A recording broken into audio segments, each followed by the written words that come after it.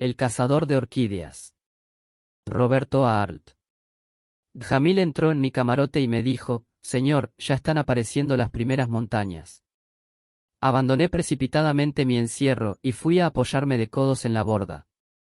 Las aguas estaban bravías y azules, mientras que en el confín la línea de montañas de Madagascar parecía comunicarle al agua la frialdad de su sombra. Poco me imaginaba que 2 días después me iba a encontrar en Tananarivo con mi primo Guillermo Emilio, y que desde ese encuentro me naciera la repugnancia que me estremece cada vez que oigo hablar de las orquídeas. Efectivamente, dudo que en el reino vegetal exista un monstruo más hermoso y repelente que esta flor histérica, y tan caprichosa, que la veréis bajo la forma de un andrajo gris permanecer muerta durante meses y meses en el fondo de una caja, hasta que un día, bruscamente, se despierta, se despereza y comienza a reflorecer, coloreándose las tintas más vivas. Yo ignoraba todas estas particularidades de la flor, hasta que tropecé con Guillermo Emilio, precisamente en Madagascar. Creo haber dicho que Guillermo Emilio era cazador de orquídeas. Durante mucho tiempo se dedicó a esta cacería en el sur del Brasil, pero luego, habiendo la justicia pedido su extradición por no sé qué delito de estafa, de un gran salto compuesto de numerosos y misteriosos zigzags se trasladó a Colombia. En Colombia formó parte de una expedición inglesa que en el espacio de pocos meses cazó 2000 ejemplares de orquídeas en las boscosas montañas de Nueva Granada. La expedición estaba costosamente equipada, y cuando los ingleses llegaron a Bogotá, de los 2000 ejemplares les quedaban vivos únicamente 2. El resto, malignamente, se había marchitado, y el financiador de la empresa, un lustrabotas enriquecido, enloqueció de furor. Completamente empobrecido, y además mal mirado por la policía, Guillermo Emilio emigró a México, donde pretende que él fue el primero que descubrió la especie que conocemos bajo el nombre de orquídea del azafrán. No sé qué incidentes tuvo con un nativo, los mexicanos son gente violenta, que Guillermo Emilio desapareció de México con la misma presteza que anteriormente salió de Río Grande, después de Natal, luego de Bogotá y, finalmente, de Tampico. Algunos maldicientes susurraban que el primo Guillermo Emilio combinaba el robo con la caza, y yo no diré que sí ni que no, porque bien claro lo dicen las Sagradas Escrituras: no juzguéis si no quiere ser juzgado. Era él un hombre alto como un poste, de piernas largas, brazos largos, cara larga y fina y mucha alegría que gastar. Se le encontraba casi siempre vestido con un traje caqui, polainas y casco de explorador y un cuaderno bajo el brazo. En este cuaderno estaban pegados varios recortes de periódicos de provincia, donde se le veía junto a una planta de orquídeas acompañado de un grupo de indígenas sonrientes. Tal publicidad le permitió robar en muchas partes.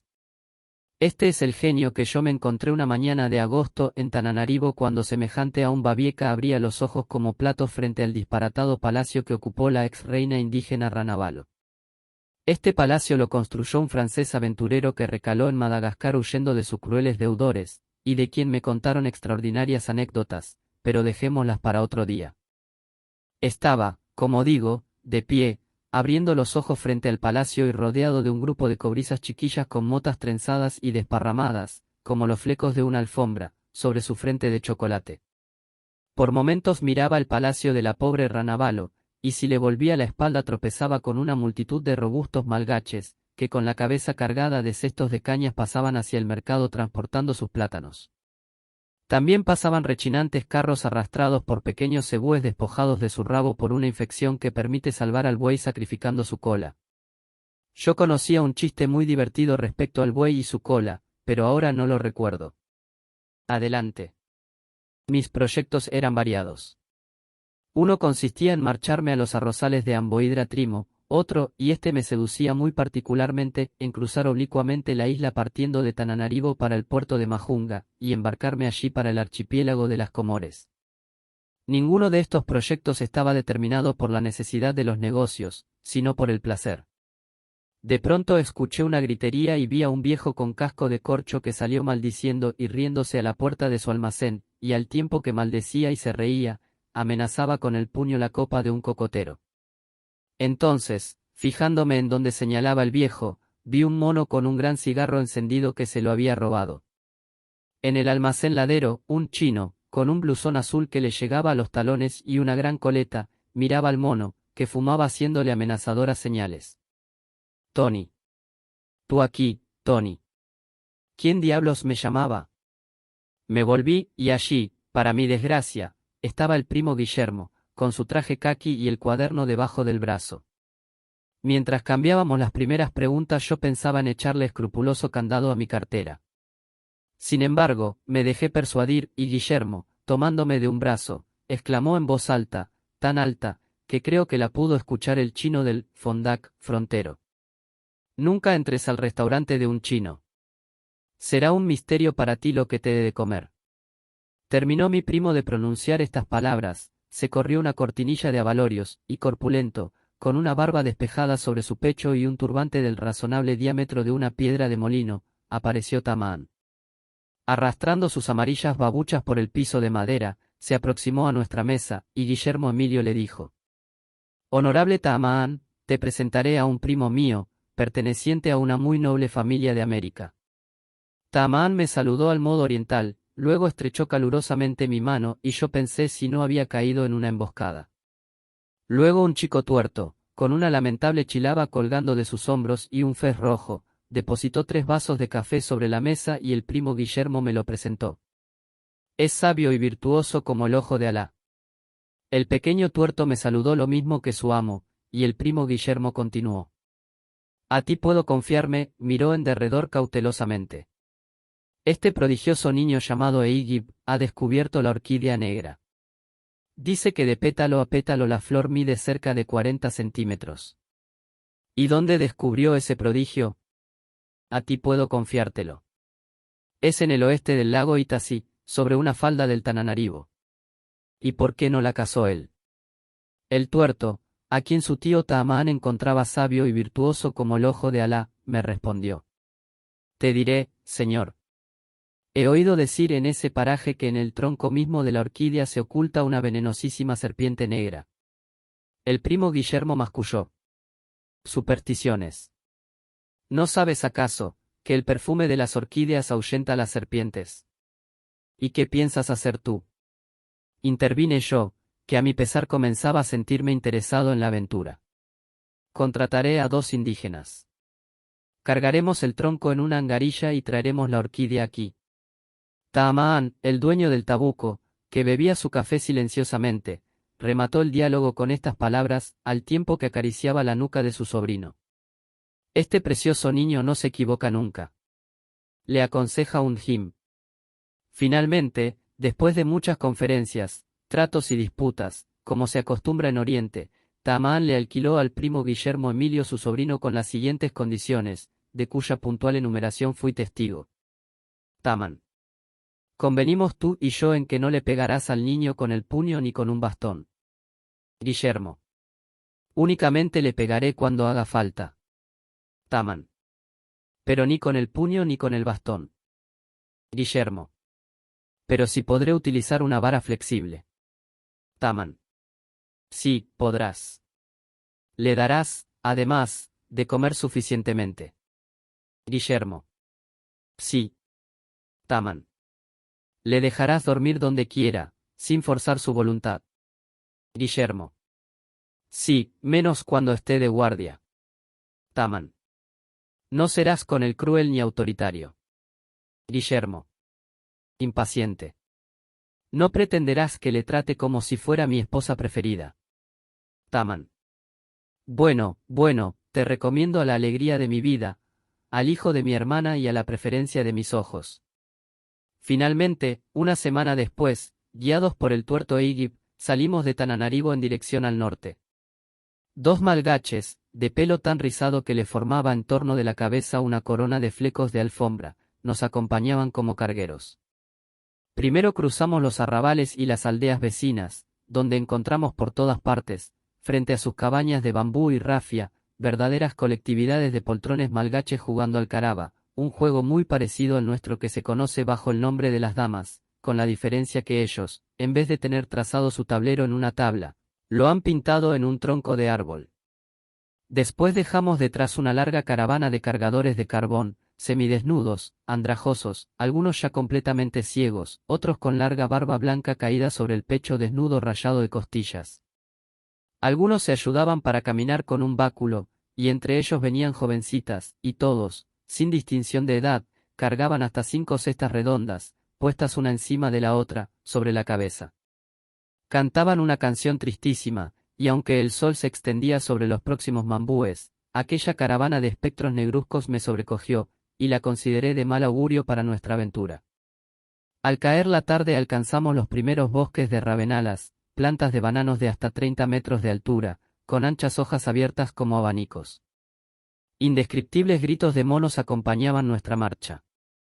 Nunca me imaginé que los monos pudieran conectar tan variadísimas sinfonías de chillidos, rugidos, lamentaciones, gritos, ronquidos, rebuznos y aullidos como los que estas bestias peludas, negruzcas, rojas y amarillentas componían desde sus alturas. El ojo de Alá, como irreverentemente llamaba Taamán a su sobrino Eigib, se había humanizado.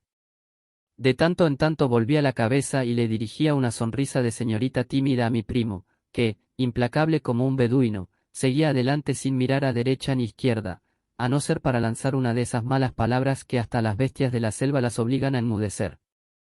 Pobre Guillermo Emilio. Si sabía él para qué se apresuraba.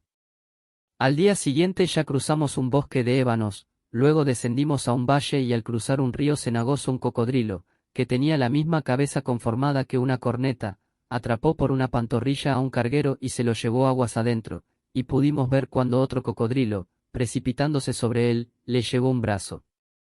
El agua se tiñó de rojo, y nosotros nos alejamos consternados. Quedaba ahora un solo cargador malgache, con cara de gato de cobre, y cuyas motas las mantenía constantemente peinadas en trencitas, que le caían sobre la frente como los flecos de una gualdrapa. El tercer día de nuestra expedición subimos a la altura de unos montes, cuya planicie parecía de cristalización vidriada, piedra negra, resbaladiza como canto de botella. Abajo se veía el mar de la selva, y allá, muy lejos, el confín aguanoso del océano Índico. A pesar de que estábamos en verano, arriba hacía frío. Después de caminar trabajosamente durante 2 horas por esta planicie cristalina oscura, pelada de toda vegetación, comenzamos el descenso hacia un valle arborescente, verde como si estuviera recortado en grandes paños de terciopelo verde cotorra.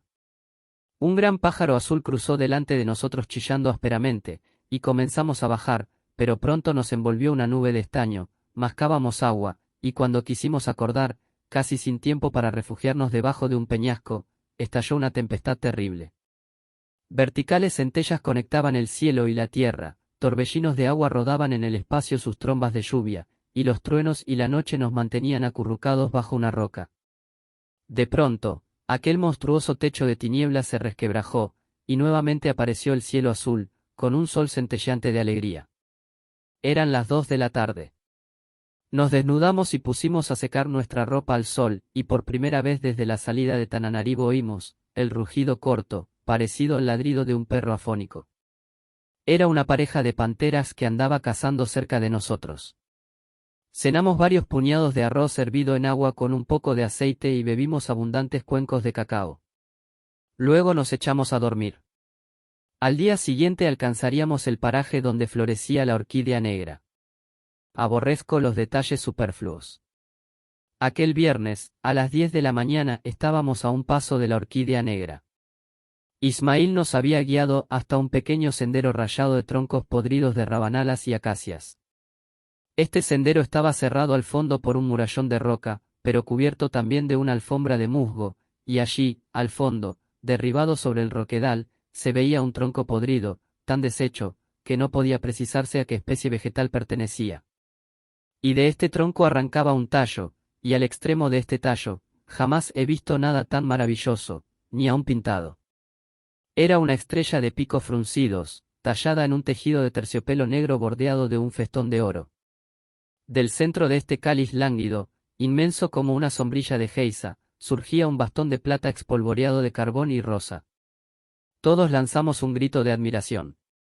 Guillermo Emilio se aproximó, estudió el tronco, lo removió con una palanca muy fácilmente, sacó del bolsillo un puñado de monedas de plata, las repartió entre Eigib y el carguero malgache y les dijo: retírenla cuidadosamente. Si llegamos a Tananarivo con la flor completa, les daré el doble. Armados de hachas y palancas, Eigib y el malgache comenzaron a separar el tronco de su base musgosa. Guillermo y yo dimos principio a la construcción de una angarilla de bambú provista de su correspondiente techo. Este ejemplar nos reportará $20.000, por lo menos, cuchicheaba Guillermo, mientras ataba las cañas. Nunca escuché un grito de terror semejante. Salté hacia la orquídea, y allí, arriba del murallón, vi al niño musulmán con la cara cruzada por un látigo de aceite negro. De pronto este látigo de aceite negro cruzó el espacio, y ya no le vimos más. Un doble hilo de sangre corría por la mejilla de Iggy. Fue inútil cuanto hicimos. Cubierto de sudor sanguinolento, estremeciéndose continuamente, pocos minutos después moría Iggy. Tenía razón. Una serpiente negra se ocultaba bajo el tronco de la orquídea. Yo mentiría si dijera que la muerte del ojo de Alá, como le llamábamos un poco burlonamente, nos importó. Estábamos envenenados de codicia. $20.000 danzaban ahora en nuestra mente. El mismo Malgache había salido de su apatía oriental, y 2 horas después, no sin matar previamente una araña venenosa, gorda como un sapo, cargamos en la angarilla el tronco de la orquídea. Y con esta preciosa carga, una semana después entrábamos al tabuco de Taamán. «Déjame a mí, yo le hablaré», dijo el primo Guillermo Emilio. Recuerdo que Taamán salió a nuestro encuentro sumamente pálido. Tenía ya noticia de la muerte del hijo de su hermana. Pero me llamó la atención que no se dignó dirigir una sola mirada a la preciosa flor, cuyos festones de terciopelo y oro llenaban la mísera habitación revestida de tapices baratos y alfombras, mezquinas, de un monstruoso prestigio de sueño chino. Nos miramos todos en silencio, luego Taamán dijo: «¿Dónde han dejado al hijo de mi hermana?». Creo que el primo Guillermo empleó 5.000 palabras para explicarle a Taamán el final del ojo de Alá. Mesándose la barba, lo cual es signo peligroso en un musulmán robusto, Taamán escuchaba a Guillermo, y cuanto más profundo era el silencio de Taamán, más impaciente y voluble era la cháchara de Guillermo. Y de pronto Taamán, cuya exquisita educación no hacía esperar esta reacción de su parte, agarró un garrote, y levantándolo sobre la cabeza de Guillermo, dijo: «Perro maldito. Cómete esa orquídea». «Taamán», suplicó el primo Guillermo, «Taamán, entiéndeme, ni tú, ni yo, ni él tuvo la culpa. En cuanto a comerme esa orquídea, no digas disparates. Te comerías $20.000. Cómete esa orquídea, he dicho. Entendámonos, Taamán, tu querido sobrino. Vas a comerte esa orquídea, perro». El tono que esta vez empleó Taamán para amenazar fue terrorífico. Que el primo Guillermo se percató de ello lo demuestra el hecho que sin ningún pudor se arrodilló delante de Taamán y tomándole la chilaba, le dijo: «Escúchame, honorable hermano mío». Una sombra de ferocidad cruzó el rostro de Taamán. Guillermo Emilio vio esa sombra, y con infinita melancolía se dirigió a la angarilla donde la orquídea negra dejaba caer su picudo cáliz de terciopelo y oro. «Taamán, piensa. Come», ladró Taamán. Entonces por primera y probablemente por última vez en mi vida he visto a un hombre comerse $20.000. El primo Guillermo desgarró la orquídea de su tronco, y con la misma desesperación de quien devora sus propias entrañas comenzó a morder y tragarse el suntuoso tejido de la flor. Cuando Guillermo terminó de comerse el último pedacito de terciopelo y oro, Taamán salió del tabuco en silencio, y Guillermo se desmayó. Estuvo 2 meses enfermo del estómago, y cuando creyeron que se había curado una peste curiosísima, manchas negras con borde bronceado, le comenzó a cubrir la piel en todas partes del cuerpo, y aunque varios médicos sospechan que es una afección nerviosa, ninguna autoridad sanitaria le permite al primo Guillermo abandonar la isla donde se comió su fortuna. Fin.